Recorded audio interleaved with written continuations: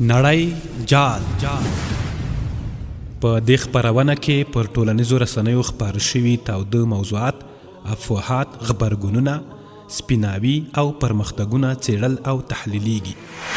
دا خپرونه د هرې شنبې، دوشنبې او چهارشنبې په ورځو کې په 12:15 دقیقو او بیا ځلې د هرې یکشنبې، سه شنبې او پنجشنبې په ورځو کې په همدې وخت اوریدلای شئ.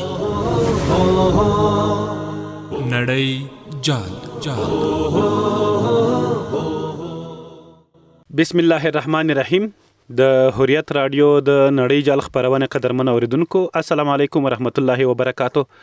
ډیر خوشاله یو چې د څو ورځو وروسته تاسو ته بیا راغلی یم او د نړۍ جال خپرونه باندې پیل کوم. د دې خپرونې له محتوا سره تاسو بلد یاستئ، نو دغه طرز داسې ده چې هغه مواد داسې دي چې د انټرنیټ نه مواد راخلي، او انټرنیټ کې چې څومره شبکې دي، فیسبوک دی، انسټاګرام دی، ټیلیګرام دی، ټیک ټاک دی، یوټیوب دی، او دغه راز ایکس دی چې مخکې ټویټر نومېده، نو همدغه شان ګروپونه دي ډېر ناسته پاسته د یاران دوستانو سره. نو دغه ټولې خبرې چې واورو نو هغه نه چوړ تاسو ته راخلو، هغه لنډ هغه کوچ یې تاسو ته وړاندې کوو. نو نن مو هم د تیر په څیر هغه موضوعات چې حساس دي، ډېر په رسنیو کې تاویږي، راتاویږي، ګرم دي، وایرل دي، نو هغه تاسو ته وړاندې کوو. نو ډېر به تاسو خبره هم وایي ځکه رسنۍ دي او راډیوګانې دي، تلویزیونونه دي، او تقریبا که ډېره داسې لرې ساحه هم وي نو په کلي کې یو 10 نفرو سره انټرنیټ وي او هغوی دغه خبر وړاندې کوي. خو ځینې داسې وي چې کله کله افواهات وي، دروغ وي، غیر داسې.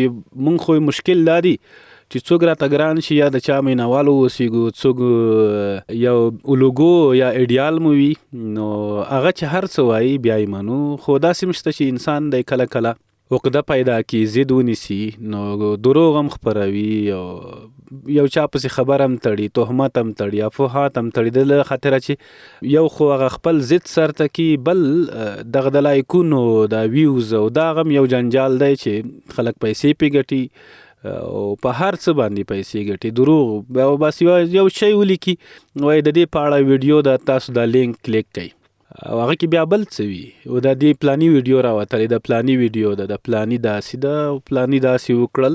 غټې رسنۍ دي، تاسو به لیدلي وي. مخکې هم تاسو ته ویلي وو چې ځینې رسنۍ داسې دي چې هغوی د یو دروغ دپاره چې یو ځل دروغ وایي، د هغه دپاره 100 ځله رښتیا وایي، یعنی 100 وارې رښتیا وایي، د دې په خاطر چې هغه یو ځل دروغ هم قاچاقي پکې تیر کړي، یو ځل دروغ هم په تاسو ومني. ځکه تاسو منئ دغه چې د دې نه وړاندې 100 وارې خبرونه رښتیا خپاره کړي وي، نو دا یو خبر هم په تاسو مني. صحیح.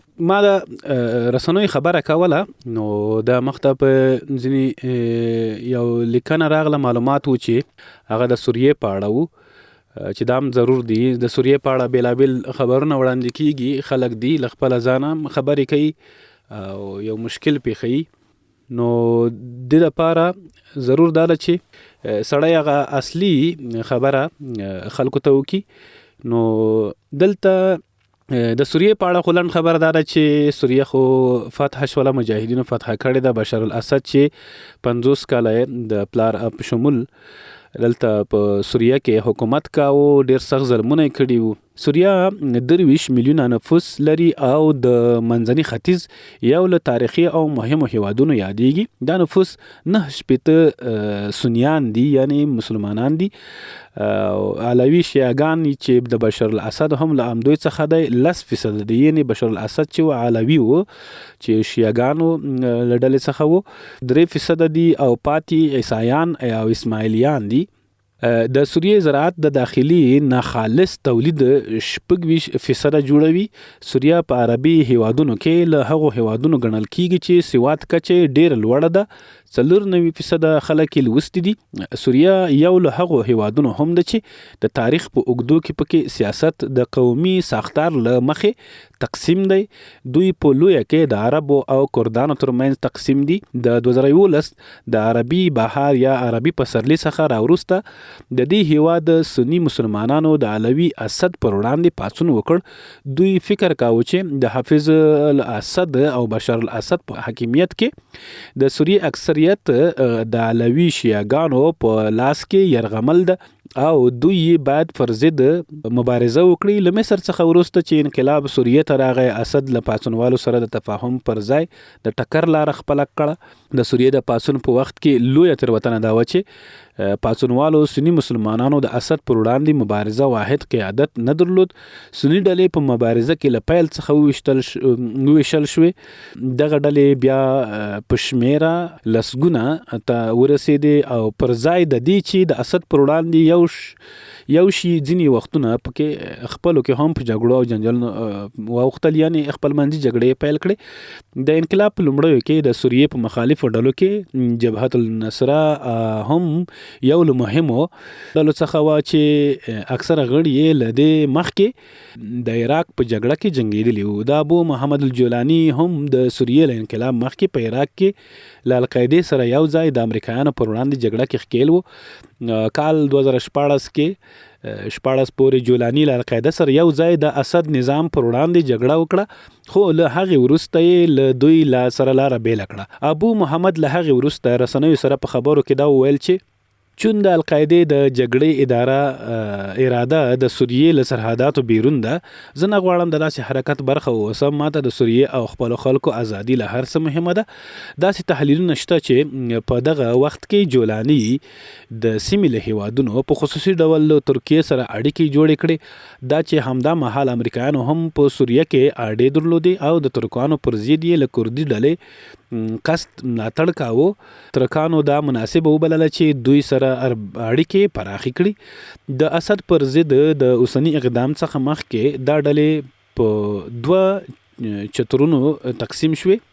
اداره عملیات العسکریه او فجر الحریه اوسني عملیات د دغه 2 برخو په خپلمنځي تفاهم او ګډ کار په نتیجه کې رامنځته شوي دي.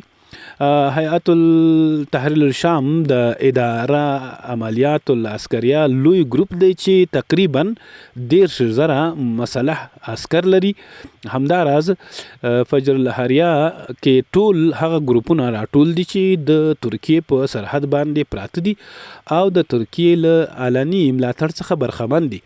د اداري عملیاتو عسکریه په اډانه کې د احرار الشام، جیش العزا، الجبهه الوطنیه، التحریر، حرکت نور الدین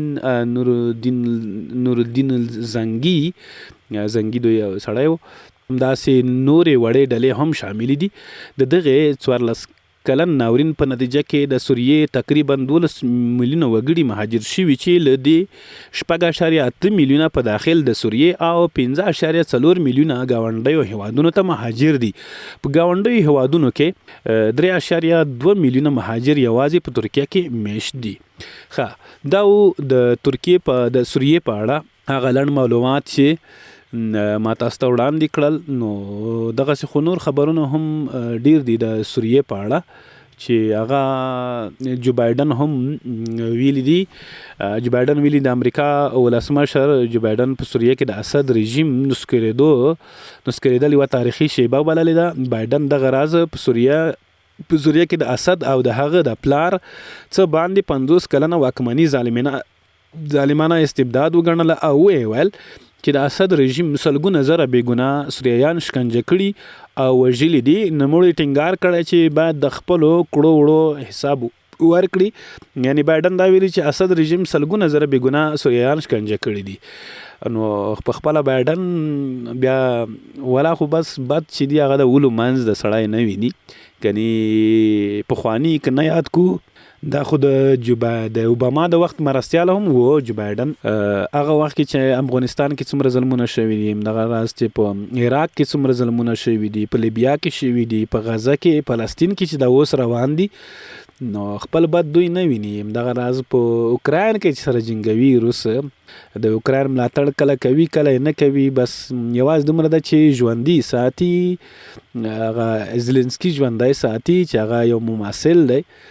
نو په ټوله نړۍ کې چې د امریکا اور بل کړی دی، شکنجې، زندانونه او بمبارونه او چاودنې او مرمۍ او فایر ډېرې کیسې چې دي هغه د امریکا دی. تر ټولو زیات جنګونه چې کړي دي په نړۍ کې تر 200 زیات جنګونه هغه امریکا کړي دي. بیا بل چاته وایي چې یعنی دوی ظلم کوي، وحشت کوي. اسد باندې هم موږ ننګ نه کوو، خو د جو بایډن غوندې سړی چې ورته وایي د امریکا غوندې یا د اسرائیل غوندې خلک چې اسد غلط بولي، نو دا بیا داسې ده چې بیخي له خپلو بدو مخ اړول دي، یعنی هغه د خپل بام واورې په بل چا ور اړول دي.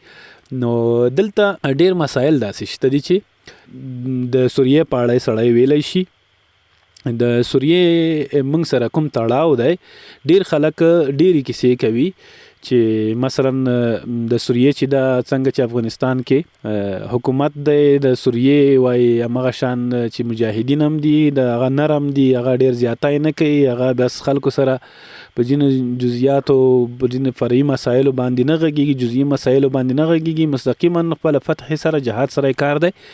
خو د دې سره چې دغه نرمښت هم لري او خلک صفت هم کوي، خو بیا هم د سوریې د مجاهدینو هغه فتح مبارکي نه ورکوي، د هغه مبارکي نه ورکوي. یعنی دین ښکاري چې دوی له جهاد سره ستونزه لري، دوی له اسلام سره ستونزه لري، دوی ذاتي له مجاهدینو سره ستونزه لري، یعنی جهاد سره چې په نړۍ کې جهاد ولي وي. او کله کله دوی وایي هم چې لکه دا وحشت دی، وژنه ده. او دې سره چې دوی امریکایانو سره او دې سره چې دوی روسانو سره او دې سره چې دوی د انګریزانو سره له دروي اشغالونو سره په افغانستان کې وو، بیا هم د سوریې مجاهدین که څه هم د امارت پر وړاندې استایي چې امارت لکه نرمښت نه کوي، دوی کوي دا خبره کوي په فیسبوکونو کې، په ټویټر کې، په انټرنیټ کې، خو بیا هم د سوریې دغه قرباني نه ستایي. او د داسې سوریې چې هلته ډېر وحشت شوی دی، اوس ډېر زره ښځې مسلمانې ښځې چې بندیانې وي او هغه سره څومره وحشت کیږي، نو هغه چې خلاصې شوي دا قرباني خو سړی وستایي، دغه راسته راوړنه خو سړی وستایي. هلته خپلواکي ترلاسه کړه او خپلواکي خو ډېر لوی نعمت دی. دا اوس ډېر خلک شته چې خپلواکي نه لري، ازادي نه لري، حتی که په کور کې نه لري هم دا فکري شکنجوي، که په کلي کې نه لري، دا که په خیرات او واده کې هم یو څه خپلواکي نه لري، واښه وریجه او څه نه ورته رسېږي د نورو غوندې، نو بیا هم ځورېږي. خو یو هیواد چې 50 کاله ظلم وحشت پې شوی وي، یو ډله راپاڅېږي، مجاهدین راپاڅېږي، د اسلام دپاره د الله تعالی د رضا دپاره جهاد کوي، ځانونه قرباني کوي، دا اوس هم خطر لاندې دي، بمبار او هر څه په کېدلی شي. ځینو سیمو کې سوریه کې بمبارونه شوي دي او بریدونه هم شوي دي، دا به کېږي، انقلاب کې دا شیان وي.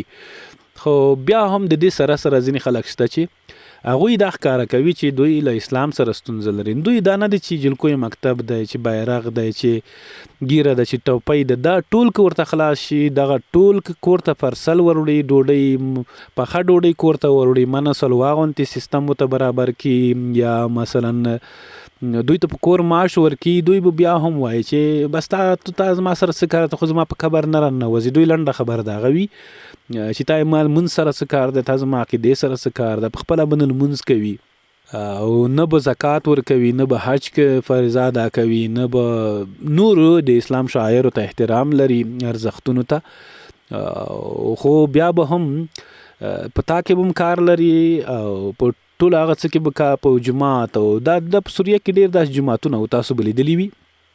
دا زوال د افغانستان په اړه خبره نه کوم، سوریه هم ټامیان لري، سوریه هم داسې منافقان لري، سوریه هم داسې کسان لري چې هغه بهر دي او د مسلمانانو په اړه، د مجاهدینو په اړه ښه نظر نه لري. د بشار الاسد رژیم احسانمند دي او هغو باندې اوس هم ولاړ دي. نو ډېرې داسې سیمې شته چې هغه کې اذانونه نه وو شوي، ډېر جماعتونه شته چې هلته اذانونه نه وو شوي، هلته لمونځ نه و ادا شوی په جمع، او د جمعې خطبه نه وه ویلې شوې، لمونځ نه و شوی، نو هغلته اذانونه لمونځونه وشول، نو خامخا به ځینو خلکو باندې دا بد لګېږي. نو دې دپاره خپل ایمان کله هم مه خرابوئ. په ځینو زمونږ خلک دی ډېرې بهرنۍ باریاوې ستایي، مثلا د هند هغه د هولي چې دا د رنګونه چې ورځې ده رنګونه په مخ وهي، هغه ورسره لمانځي، د بهرنیو لوبډلو ملاتړ کوي، هغوی سره جشنونه لمانځي، د هغو سره عیسوي کال لمانځي، عیسویانو سره د ټرمپ کامیابی لمانځي، د جو بایدن لمانځي، نور لمانځي، خو که یو مسلمان د مسلمان بریا ولمانځله دوی غلط تبصرې کوي، بې ځایه هسې ځان ګناهګاروي. نو هغه یو مولا او مفتي پرونه ما سره بحث کې وو، هغه ویل چې که د سوریې د مجاهدینو په بریا څوک خوشحاله نه وي، په ایمان دی وډار شي، دا په ایمان کې شک پیدا کی، ځکه هغوی ډېر ځورېدلي دغه د الله تعالی په دپاره جنګېږي، هغوی اوس هم د سرو ور لاندې دي. نو لنډه خبره ده چې تاسو اوریدونکو که ستاسو خواوشا ځینې ملګري انډیوالان داسې وي چې هغوی د اسلام په اړه ښه نظر نه لري، یا نو دا یو خواهش ترې وکوي، ورته ووایي چې که تاسو خپله اول خو ضرور داره چې اسلام تاریخ مطالعه شي، د افغانستان تاریخ مطالعه شي. متاسفانه موږ دا شیان نه دي مطالعه کړي، موږ فکر کوو چې موږ له سوریې سره څه، یعنی خو سوریه باندې ولې خوشحالي کوو، هغه زموږ مسلمانان ورونه دي، ټوله نړۍ کې مسلمانان سره ورونه خویندې دي. یعنی چې څومره د انسان وس کیږي که فزیکي هلته وجود نه لري، فزیکي هلته ورتلی نه شي، همکاري نه وشي ورسره کولی، د پیسو د وسلې نورې مرسته نه شي ورسره کولی، دا خو کولی شي چې یوازې دوی نه ملاتړ وکړي، یا د دوی هغه بریا وستایي په فیسبوکونو، ټویټر او نور رسنیو کې دغه فضا داسې ګرمه کړي. زموږ خلک دي ټول په ټیک ټاک کې مصروف وي، بس جنکیانو هلکانو سره ګفټونه وله تحفه راولېږه، لایک راکړه، دا شیر که، دا ډویټ که، دا وکړه. خو یوه ورځ یا دوه ورځې چې دغسې په کال کې داسې ورځې راځي چې هغه د مسلمانانو بریا پکې وي، نو هغه نشي دوی خپرولای، نه شي زغملی. دا پرون په خوست کې په ټولو ولایتونو کې ځینې جشنونه وشول، ځینې داسې جشنونه وشول چې الجزیرې او غټو رسنیو نشر کړه دا ویډیوګانې، خبرونه. یعنی افغانستان هغه ملاتړ، هغه خواخوږي خلکو ته نړۍ ته وښودله، او دې نه ډېر خلک متاثره کېدای شي. خو یو شمېر خلک داسې وي چې وایي د دوی سره موږ خپل وطن غم وخورو، نو خپل وطن خو موږ نه دی پرېښی. نو په دې سره خو داسې نشي کېدای چې د فیسبوکیان هم وطن جوړوي، فیسبوکیان خو وطن نه جوړوي، فیسبوکیان خو دا دی چې دا فکر جوړوي خلکو ته. د مسلمان اسلام پال مبارزین چې دي عموم کې دوی د اسلام په ګټه باندې نشرات کوي او د کفر پر ضد باندې نشرات کوي. نو دې کې کومه خبره نشته، هر څوک د خپل اسلام نه، خپل عقیده نه دفاع کوي. نو ډیر خلک داسې دي چې فکر کوي چې د اسلام سره په دښمنۍ به زه ښه سړی شم، زه به واک ته ورسېږم، زه به ډیر ملګري پیدا کړم. خو نه، دلته افغانستان کې تاسو تجربه کړي دي چې ډیر مشکل چې پیښ شوي دي او چاته هغه د عقیدې نه نګانه پیښ شوي دي. دا یو عقیدوي جغرافیه ده، د اسلام مبارک دین دلته چې پلی شوی دی، او ټول پکې د حنفي مذهب والا دي، د یو مذهب خلک دي په ټول افغانستان کې. نو دلته که چا لږ ګستاخي هم وکړه، شاعرو ته یو څه سپکاوی وکړه، یا لمونځ، اذان او نور روژه، دغه برخو کې څه تمسخر ترې وشو، نو هغه بیا د ټول ملت دښمن دی. دا که نابغه هم شي، مفکر هم شي، او د نړۍ هغه اتل هم شي، د نوبل جایزه هم اخیستې وي، او هېواد ته ډېرې لاسته راوړنې هم کړې وي، نو هغه که لږه هم د دین سره چپ وي یا لږ شک پې پیدا شي، نو هغه کامیابېدی نه شي. هغه که په خارج کې وي، که دلته وي، خلک بد پسې وایي. دلته تاسو ولیدل ډېر داسې خلک وو چې ویل به که مثلا که خدای موجود وي، نعوذ بالله، نو زما موټی د خلاص کی، زما لاس د خلاص کی، دغه شان ما لاس د قط کی یا د راټیټ کی، یا مثلا ډېر داسې دغه شلو کلونو کې هم موږ ډېر په دا بنډارونو، حجرو، مجلسونو کې ولیدل چې د یو چاته به اذیت رساوه، فکری مخالف وو، هغه ته په دې اذیت رساوه چې اسلام پسې بد وایي، پیغمبر پسې، صحابه کرامو پسې، ملایانو پسې، او قرآن او حدیث او دغه برخو کې داسې بحثونه وکړي چې هغه ناستو هغه خلکو ته چې عقیده یې قوي وي، هغو ته یو څه د زور پې ورکړي. نو هغه بیا داسې شول چې هغه پسې راپورته شول، نظامونه یې ورته ړنګ کړل. نو کله هم دغسې سوچ مه کوئ، ټوله نړۍ مسلمانان زموږ خپل دي، او که نوره عملي دوی سره مرسته نشو کولی، هغه فکري خواخوږي خو سره وښیو، لکه څنګه چې پرون په ټول افغانستان کې دغه اوس نن هم کېدلی شي، شپې هم ترسره شول، ډېرې خوشحالیانې ترسره، چا مټایې ویش کړې، چا اورلوبې وډزولې، چا بیرغونه پورته کړل، چا شعارونه وړاندې کړل په انګلیسي، عربي، فارسي، پښتو، په نورو ژبو باندې چې نور نړۍ ته ورسېږي، او نشر هم شول، ومو رسېدل. نو دوی ډېر خوند وکړه. نو زموږ د خپرونې وخت چې دی هغه نیمایي ته رسېدلی دی. موږ غواړو چې د افغانستان په اړه هم ځینې خبرونه تاسو ته وړاندې کړو. نو چېرته ځئ، لنډه دمه اخلو، بېرته راځو.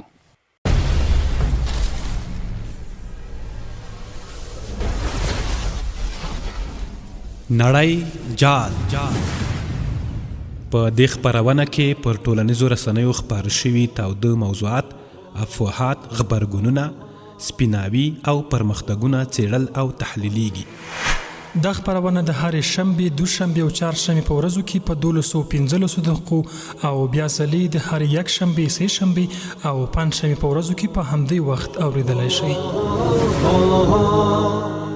نړۍ جال. د هوریت رادیو د نړۍ جال خپرونه قدرمن اوریدونکو، یو ځل بیا ښه راغلاست درته وایو. د نړۍ جال خپرونه ده.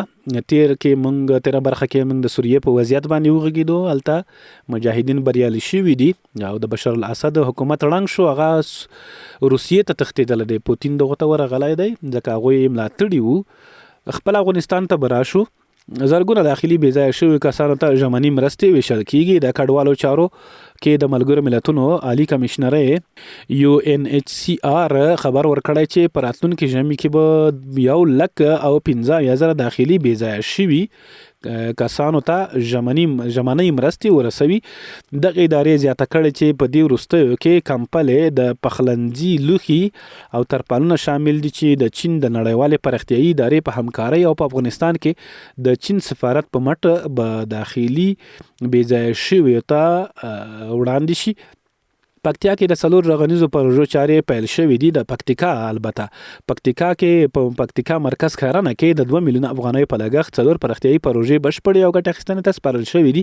د ښارنې د ښاروال مسؤلین وایي چې دغه پروژې د ښاروالۍ له بودیجې څخه پلي شوې دي چې پکې د نوي کابل د ودانۍ ترمیم، د مرکزی روغتون ترڅنګ د لښتیو جوړول، په ښار کې یو نوی چوک جوړول او د غزنی او پکتیا ترمنځ د وصل دروازې جوړول شامل دي. بلخو د مرکز ښارنې اوسیدونکي د ښاروالۍ هڅې ستایلې او ویلي دي چې د دغو پروژو په بشپړېدو سره به ورته اسانتیاوې برابر شي. د وارداتي برېښنا پرې کېدو د هرات خلک له ستونزو سره مخ کړي دي. د هرات ولایت ځایي سرچینو ویلي چې د ایران له وارداتي برېښنا پرې کېدو سره هم مهاله د ترکمنستان وارداتي برېښنا هم پرې شوې ده. د یاد ولایت ځایي چارواکو هم منلې چې د سړې هوا له کبله د ترکمنستان وارداتي برېښنا مزي د هرات کشکرابات ولسوالۍ اړوند په بند بکرچر سیمه کې پرې شوې ده. یونیسف د کډوالو د ملاتړ لپاره د 140 میلیون ډالرو مرستې غوښتنه کړې ده. او پکتیکا کې د 4 میلیونه افغانیو په لګښت د ښوونځي ودانۍ رغول شوې ده. او د افغانستان کرکټ ملي لوبډلې لوبغاړي زیمبابوې ته له رسیدو سره سم خپل تمرینات پیل کړي دي. افغان لوبډله چې د زیمبابوې په کوربتوب د 50 اوریزو او ټیسټ لوبو لړۍ لري. پیل به په 50 اوریزو لوبلړۍ وشي چې لومړۍ لوبه د راتلونکي چهارشنبې په ورځ تر سره کیږي. نو زیمبابوې خو یو وخت کې موږ لوبې ورسره کولې، او وخت کې چې موږ ټیټ موډ کې وو. نو اوس بیا خو دغه ځینې لوبډلې چې دي هغه ICC برابروي. ICC د کرکټ یوه نړیواله اداره ده چې هغوی د جدول برابروي. دا که باران کې راغی، که ټیټې لوبډلې سره راغی، ځینې غوښتنې هم وي، وړاندیزونه هم وي. لکه موږ سره چې مخکې غټو لوبډلو لوبې نه کولې، نو که وبې کړې موږ به ورته خوشحالېږو. دغسې و زیمبابوې هم افغانستان ته خوشحالېږي. زیمبابوې هم دغه وروستیو کې پاکستان ته یوه 50 اوریزه ماتې ورکړه، یو 40 اوریزه ماتې هم ورکړه. داسې کمکی ټیم هم نه دی زیمبابوې. یو وخت کې موږ سره مساوي و. آیرلینډ، د هانګکانګ او زیمبابوې، آیرلینډ، نیدرلینډ، دا داسې لوبډلې وي چې هغه سوپر 8 نه وي. موږ خو سوپر 8 کې یو، یعنی 8 ټاپ لوبډلو کې یو. د کډوالو سرحدونکو په تیرو 8 میاشتو کې څه باندې 900,000 افغان کډوال هیواد ته راستانه شوي دي. یعنی 9 لکه کډوال افغانستان ته راستانه شوي دي. کله کله به دغه سوریې کې خبر راځي، سوریې ته هم زیات کډوال بیرته راستانه شول، هغه چې د بشار الاسد د نظام نه تښتېدلي وو. ظالم رژیم یو، ظلمونه یې په کول، وحشتونه، خپل حقوق نه ورکول. نو نورو هیوادونو ته کډوال شي وو، تقریبا 8 میلیونه پور یا څومره. نو د ترکیې ته ډېر تللي وو، ځکه هغه سره مرز عراق ته تللي وو، لبنان ته، اردن ته، نورو هیوادونو ته تللي وو. نو هغه راستانه شوي. دغه راز افغانستان هم چې کله امارت راغی، صحیح ده، تر 2 لکه کسان به فرار شوي او تللي به وي، خو تر 10 میلیونه هم زیات کسان راغله. تاسو د پاکستان نه ولیدل، ایران نه مو ولیدل، د ترکیې نه نورو هیوادونو، تاجکستان، ازبکستان، څومره سرحدونه چې موږ څو هیوادونو سره لرو ټول خپل هیوادونو ته افغانستان ته راغله. او بیا په افغانستان کې ځینې چې کابل ته فرار شي او نور ولایتونو ته فرار شي له خپل سیمونه لري پرتو سیمونو چې هلته جنګونه وو، نو هغوی هم خپل سیمو ته لاړل. هغه اوس خپله فاتحه کې خپل واده کې د خپلوانو غمخادي کې برخه اخلي او خپل پټی کوي، غر ګوري، ځنګل ګوري، فوټبال او تفریحي لوبې خوړ ته ځي. نو تخار کې د قانون له درکه 98 میلیونه افغانۍ عواید راټول شوي. د تخار ولایت د قانونو پټرولیم ریاست مسؤلین وایي چې د روان کال په وروستیو 9 میاشتو کې د قانونو د قراردادونو له درکه 98 میلیونه افغانۍ عواید راټول کړي دي. په دې کې خو به ډېر څه وي چې دغه عواید یې د ګج کان، مالګې، د ډبرو د خصوصي شرکتونو د قراردادونو څخه راټول کړي چې د تیر کال په پرتله 4.8% زیاتوالی ښيي. د تخار ولایت د قانونو او پټرولیم ریاست مسؤلین زیاتوي چې د 10 هکټاره ځمکې څخه 300,000 افغانۍ د چاپیریال ساتنې د تضمین او 40,000 افغانۍ د فعالیت له جواز څخه اخیستل کیږي. ورته مهال د سیمې اوسیدونکي د افغانستان اسلامي امارت له مسؤلینو غواړي چې دغه عواید د پراختیا پروژې پلي کولو ولګوي، یعنې پراختیایي پروژو باندې ولګوي. د ازرې ولسوالۍ خلک وچ لرګي بازار ته وړاندې کولی شي. دا د لوګر ولایت ځایي چارواکي وایي چې د ازرې ولسوالۍ خلکو ته 10 ورځې اجازه ورکړل شوې چې د خپل سیمې غرني او وچ لرګي د پلور لپاره بازار ته وړاندې کړي. د یاد ولایت د کرنې او مالدارۍ ریاست مسؤلین وایي چې په ټاکلې موده کې به لرګي یوازې په لعلم ښار ته د پلور لپاره وړاندې کیږي څو راتلونکي ژمي کې پرې د خلک اړتیا پوره کړي، د خلکو اړتیا پوره شي. نو رښتیا هم اسلامي امارت دا پریکړه کړې او جنګلونه به نه وهل کیږي او دغه پریکړه د لومړی ځل دی چې 10 ورځې خلکو ته وخت ورکړی چې خپل هغه لرګي خپل ضرورتونه پوره کړي. شاید په اکثره ولایتونو کې وي. نو رښتیا هم غربت شته، یو څه لرګي قیمته دي. ما بله ورځ هم تقریبا 10 کم 1500 من واخیسته. موږ په ځای کې خو من چې دی هغه 15 کیلو دی، نور ځایو کې منونه فرق لري، یا هغه د دوکانونو من دی 1 کیلو. نو رښتیا هم قیمته دي لرګي. نو ښه ده چې دا کوم یو حکمت دی چې د خپله پریکړه یو 10 ورځې واخیستله تر څو د خلک ژمي ته خپل توکي پوره کړي، د سون توکي. بامیانو کې د ډبرو سکرو 2 کان کیندونکي مړه شوي دي او دا کانونه داسې دي چې دغه په کولنګ او بلچه باندې وهل کیږي. نو بیا ډېر لرې ورننوځي، داسې ګارې او کاریز غوندې وي. نو بیا په دې کې ډېر خلک کله مړه کیږي هم، خدای دې رحم پې وکړي.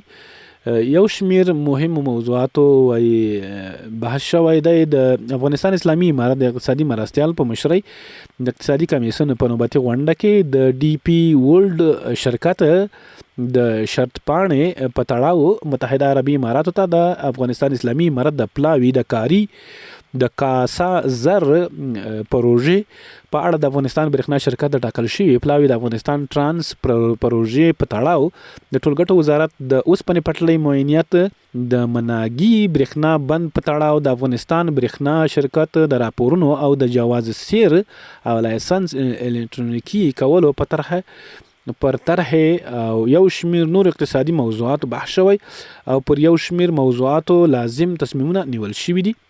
د سالنګ لویه لاره د ترافیکو پر مخ پرانستل شوه. د سالنګونو لویه لار چې 13 ورځ د واورې ورښت د دوامداره توپان او د لید ساحې د کمښت له امله تړل شوې وه. نن سهار 10 بجې د کوچنیو موټرونو پر مخ پرانستل شوې ده. د کلیو بیا رغونې او پراختیا وزارت وایي چې د ارزګان په د هراود او د پکتیا په روحاني بابا ولسوالیو کې د څه باندې 6.3 میلیونه افغانیو په ارزښت د اوبو لګولو رسولو د 2 پروژو ښه دغه د اوبو رسولو پروژه ده چې پاکې اوبه وي نو موږ صحت ته به زیان نه رسوي. موږ ډېر کله په خدای توکل کوو، داسې توکل کوو چې بس آس نه تړو، بس فصل ته مور خوشی کړی وي او د څاروی نه تړو او په خدای توکل کوو. نو کله کله داسې وي چې که څاروی ونه تړل شي نو بیا فصل ته ورخوشی کیږي. نو موږ داسې یو چې دغه لوڅې اوبه چې دي په ډنډونو کې په ویالو کې لوڅه د څا سر چې نه وي نو بیا فکر کوو ډېر داسې توکل کوو که نه نو د روغتیا ته ډېر پام پکار دی. الله تعالی موږ ته عقلونه راکړي دي نو د دپاره چې اوس دغه د اوبو شبکې جوړیږي دا هم په دې خاطر جوړیږي چې د روغتیا د چاپیریال او د خوندیتابه پام کې ونیسي تر څو هغه پیسې چې تاسو په ډاکټر باندې ورکوئ هغه په نورو میوو خوراکونو باندې ورکوئ. نو موږ ډېر کله د ناپاکو اوبو چې صحي اوبه نه دي د دې له امله ډېر ناروغانیږو او دا ناروغي خو داسې نه ده چې بس په هغه سات سړی ناروغ شي وروسته میکروب ډېریږي انسان کې یو مرض پیدا کیږي. میدان وردګو کې 1.5 میلیونه افغانیو په لګښت د بسکټ جوړولو کارخونې د پرانیستل کېدو خبر ورکړی دی. دا د ولایت د صنعت او سوداګرۍ رئیس انجینر محمد خان ځواک د یاد کارخونې د پرانیستي پر مهال ویلي چې دغه کارخونه په ورځني ډول 1 ټن بسکټ تولیدوي. د کارخونې مسؤل ویلي چې تولیدات یې په څو ولایتونو کې پلورل کیږي او 10 کسانو ته پکې د کار زمینه هم برابره شوې ده. افغانستان بانک اعلان کړی چې سبا د دوشنبه په ورځ 14 میلیونه امریکایي ډالر د طلبۍ له لارې لیلاموي. دغه ډالر چې لیلاموي د په دې خاطر لیلاموي چې د افغانۍ هغه ثبات وساتل شي ارزښت وساتل شي. نو د افغانۍ خو ډالر چې سره زر هم ترې قربان دي.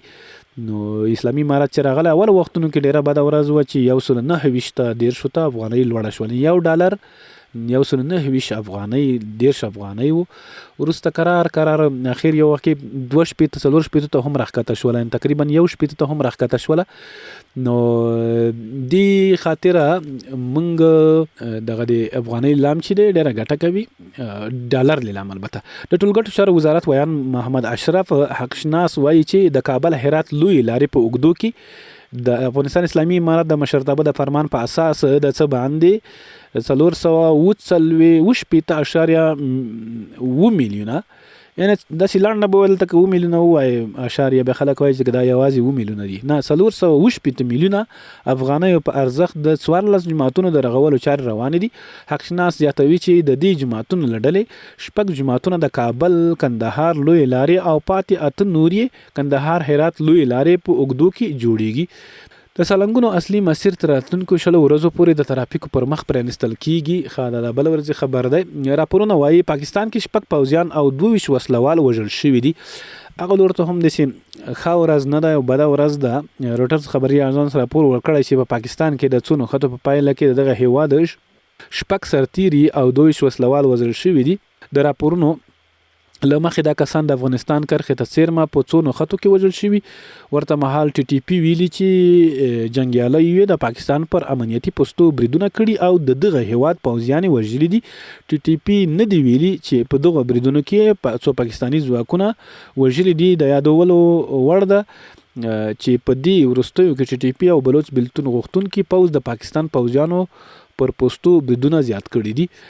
14 رغنیزې پروژې پلي کیږي په افغانستان کې. د کندهار ولایت ځایي چارواکي وایي چې په دغه ولایت کې البته په کندهار کې 14 پروژې پلي کیږي. کرنې مالدارۍ د پیاوړتیا لپاره په 11 ولسوالیو کې 14 پروژې پلي کیږي. د یاد ولایت د کرنې او اوبو لګولو او مالدارۍ ریاست مسؤلین وایي چې له اقتصاد ریاست سره په ګډه همغږي او هڅو د ملګرو ملتونو د نړیوالې پراختیایي ټولنې په مالي ملاتړ او ډي آر سی مؤسسې په تخنیکي همکارۍ د کندهار 11 ولسوالیو کې په راتلونکي 2025 کال 14 لوی او کوچنۍ پروژې پلي کیږي. په دغه پروژو کې د بندونو، چک ډیمونو، استنادي دیوالونو جوړېدل شامل دي. عربي اماراتو په افغانستان کې د زیږون 10 مرکزونه جوړ کړي دي. یعنی د ولادت مرکزونه جوړ کړي دي. د افغانستان په ولایتونو کې د زیږون 10 مرکزونه جوړ کړي دي. دغه خبرپاڼه کې متحده عربي اماراتو د نړیوالو مرستو وزیر ویلي دغه هیواد افغانستان کې خپل مرستندوی پراختیا هڅو ته دوام ورکړی ده، پراختیایي هڅو ته دوام ورکوي. خبرپاڼې له مخې دغه مرکزونه په هرات، کندهار، پکتیا، پکتیکا، ننګرهار، هلمند او بلخ ولایتونو کې جوړ شوي دي. میدان وردګو کې د 40 میټره سړک د بیا رغونې چارې پیل شوي دي او د انارو په حاصلاتو کې 40 سلنه زیاتوالی راغلی. د کاپیسا د کرنې او اوبو مالدارۍ ریاست مسؤلین وایي چې دغه ولایت د انارو په حاصلاتو کې د تیر کال په پرتله 40 سلنه زیاتوالی راغلی دی. دغه په خبره حاصلاتو اندازه 2250 ټنه او سکال 22,909 ټنو ته رسیدلې ده. مخکې 22,000 اوس 22,000 ته رسیدلې ده. د پروان د کار او ټولنیزو چارو ریاست وایي د کار او ټولنیزو چارو وزارت له پوهنتون فارغ ځوانان په حکومتي ادارو کې په دندو ګماري. دوی وایي چې په همدې موخه دغه ولایت کې له لوستو ځوانانو د اسنادو راټولولو پیل کړي دي. ورته مهال پروان کې ځینې ځوانان وایي هیواد کې د کاري زمینو نشتوالي له امله ډېر ځوانان ناقانونه کډوالۍ ته مخ شوي دي. د والیبال سیالۍ پیل شوې د خوست ولایت د یعقوبیو ولسوالۍ کې د 50 لوبډلو ترمنځ د ځوانانو د همغږۍ په نوم د والیبال سیالۍ پیل شوې دي. کابل کې د وزلوبې شپږم پړاو سیالۍ پیل شوې دي. او پکتیا کې د یو کانال او سربند جوړېدو چارې بشپړې شوې دي. کابل کې د فرعي سړکونو جوړولو 6 پروژې پیل شوې دي بشپړې شوې دي. البته نو تیرو اتو میاشتو کې 15,000 د کار جوازونه ویشل شوي دي. هیواد کې د ماستر 14 او د ډاکټرا 11 څانګې جوړې شوې دي. نورستان کې د خلکو لخوا 15 جریبه ځمکه روغتون ته وقف شوې ده. بایدن د امریکا معاصر تاریخ کې ناوړه ولسمشر اعلان شوی دی. جو بایدن چې د امریکا په تاریخ کې تر ټولو بد او ناوړه ولسمشر اعلان شوی دی. ګورزګان کې د 15 میگاواټ لمریزې برېښنا د سروې تخنیکی چارې بشپړې شوې دي. افغانستان او پاکستان لوري د سوداګرۍ د پراختیا په اړه خبرې کړې دي. په تیرو 11 میاشتو کې 541,000 ټنه وریجې هیواد ته وارد شوې دي راوړل شوې دي.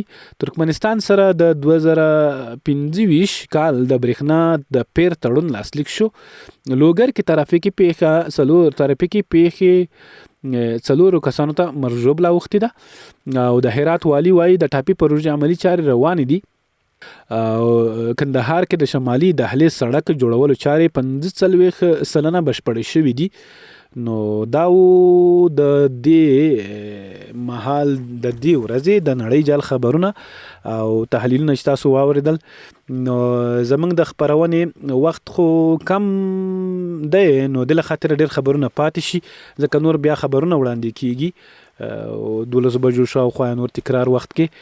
نو زه تاسو نه اجازه اخلم د خاطر چې د دې خاطر نه چې خبرونه کم دي خبرونه هم زیات دي. بیخي ډېرې آبادی پاتې شوې ډېرې بیا رغونې دي پرمختګونه شوي د افغانستان کې. د څو ورځې د سوریې هلته چې مجاهدین بریالي شول فتح مبارکي ورته وایو ټولو هیوادوالو مسلمانانو ته وایو دغه خبرونو یو څه مارکیټ نیولی و. افغانستان کې د بیا رغونې خبرونه بیخي زیات دي. نو هغه زموږ مسلمانان ورونه دي ټوله نړۍ کې مسلمانان زموږ خویندې ورونه دي. نو دغه سره د خواخوږۍ غمرازي د هر څه په خاطر باندې ټول رسنۍ همدې ته وقف شوي وي. ډېر فوکس په همدې باندې و. نور په افغانستان کې نورمال ډول بیا رغونې آبادۍ همدغسې په ژمي کې د واوره کې په اوړي کې په ګرمۍ کې په ورځ کې په شپه کې روانې دي انشاءالله. نو تاسو نه مننه د خپرونه هر وخت موږ سره تر اخره پورې اورئ. تر بیا ښې چارې د الله تعالی په امان.